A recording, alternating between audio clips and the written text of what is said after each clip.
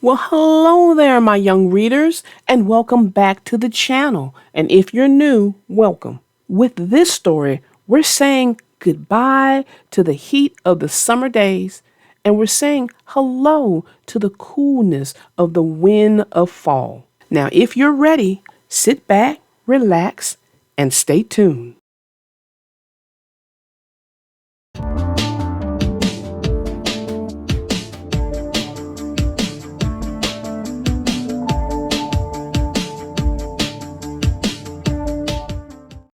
The name of this story is called Arthur Jumps into Fall by Mark Brown. Arthur and D.W. were finishing their breakfast. "I have a job for you today, Arthur," said Dad. "I want you to rake leaves in the backyard." "Wouldn't today be a good day for D.W. to learn to rake?" Arthur asked. Dad shook his head. "D.W. will be helping me with other things." Arthur looked up at the empty tree.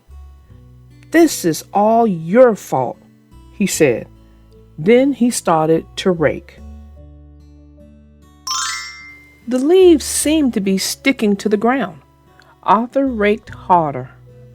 Pretty soon, he had made a little pile of leaves. "What do you think, pal?" he asked. Pal took a sniff.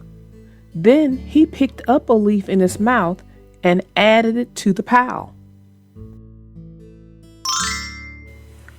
Arthur kept raking. The pile got a little bigger. "This is a lot of work," he said to Pal. "Maybe we should take a break." Arthur and Pal jumped in the pile of leaves. Then they jumped again and again. Pretty soon, the leaves were scattered all over the yard again. "Arthur, what are you doing?" asked Francine. She walked up with Buster and the Brain. "I'm raking," said Arthur. "You're not doing a really good job," said the Brain. "It's a question of applying force properly. Here, let me show you." The Brain started raking.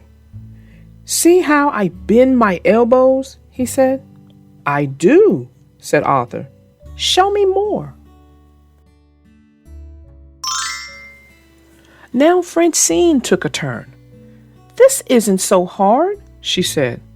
"All it takes is organization and muscle power." "Wow," said Buster. "This could be the biggest pile of leaves in the country, or maybe the whole world." Finally, all the leaves were collected. "You see," said the Brain, "that's how it's done." Arthur nodded. "Thanks, everyone. It's perfect." Just perfect!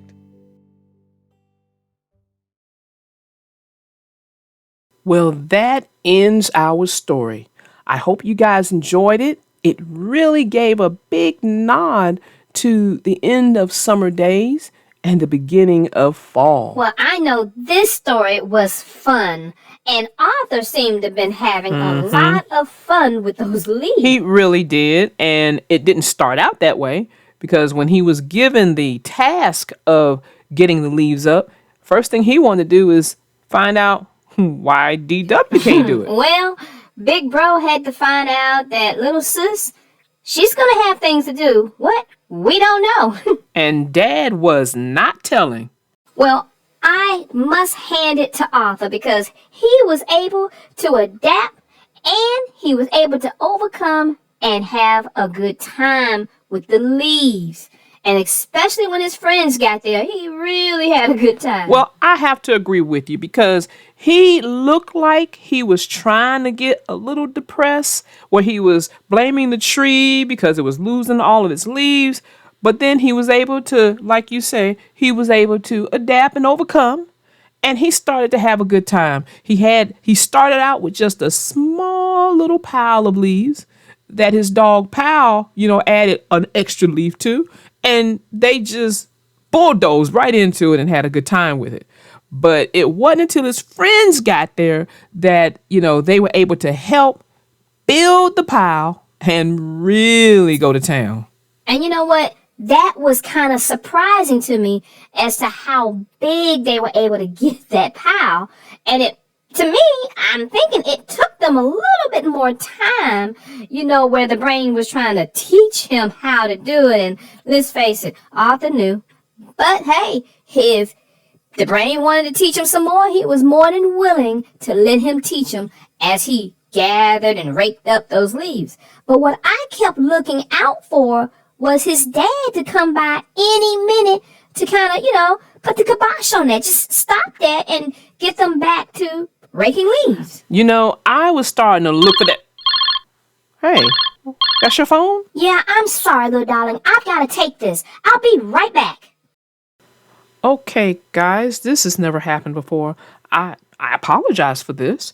I guess we will just kind of pick up and just kind of continue because I don't know when she'll be back. So like we were discussing, that Arthur was having a good time with those leaves, and to me, they started to make a bigger mess than what Arthur started to do. So I don't know if I myself would appreciate that, but then I don't know because his father never came. Maybe that was the whole point of him doing it by himself and him taking DW with him and allowing, Arthur the time to do that. Sorry about that, little darling, but I had to take that and make a run and find out what was going on at my home. Well, what's going on if you don't mind me asking? Well, I have a legitimately crazy neighbor. And since fall has come in, all the leaves have been falling. Well, let me tell you, my neighbor have gone out and gotten this super duper blower. And he has been blowing the leaves off of his lawn. And guess where they've been going? On mine. And I kindly, I kindly asked him to stop that. Kindly. Okay. Everybody, I would like for you all to meet Triangel. Try. We all know you. We know your version of kindly. So how did he take it with what you said, how you said? Well, I'm glad you asked. That was Trifector, my brother, who just called me to tell me that my crazy neighbor had done it again, but this time, not only did he blow his leaves from his front yard into my yard, but he's also gone to the back and blown all of his backyard leaves into my backyard.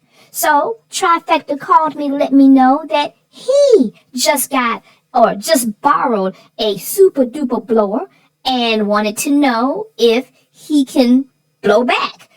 And I told him sure. And I told him when I get there, I'm going to want to help with that as well. So that means, little darling, I have come to that time in which I'm going to have to bid everyone a fond farewell. And I will see everyone back in the next episode. And hopefully my crazy neighbor will have learned a lesson or two. Bye! Well, there goes Miss Triangel. Hopefully she can get everything taken care of. And next door neighbor to Triangel, you might want to start rethinking kind of some of your actions, because I guarantee you're not going to want to get on Triangel's bad side. Well, until next time, my young readers, I am your little darling narrator, out.